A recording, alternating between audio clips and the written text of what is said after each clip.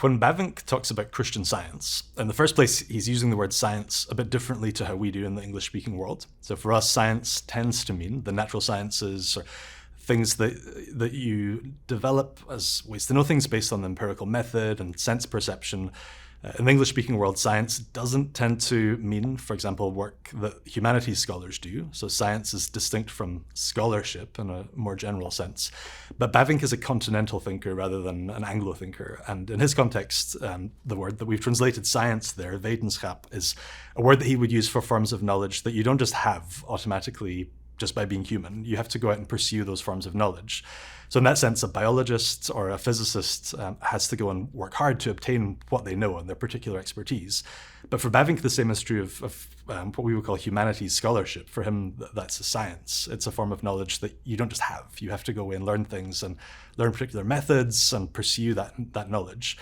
So when he's talking about Christian Science, really the kind of argument that he's trying to make is that he was very critical of the English-speaking world for precisely what I just described, that we use science for one form of acquired knowledge, but we have maybe a weaker term for other forms of knowledge. I mean, you could think of how often you might hear people in the English-speaking world today end a debate with "because science," full stop, or period, for Americans.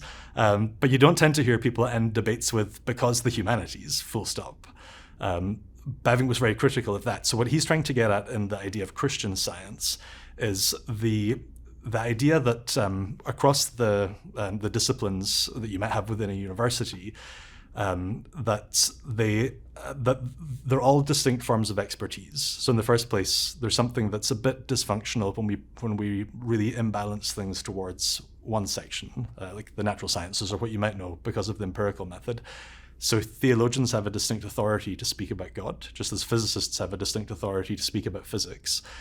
But Bavinck is also trying to be quite transparent as a thinker in taking his approach to science, knowledge that you have to work hard to obtain, and giving it an adjective and saying, this is Christian science. I think as a Christian about the life of the mind, or about what maybe in the English-speaking world we would call scholarship.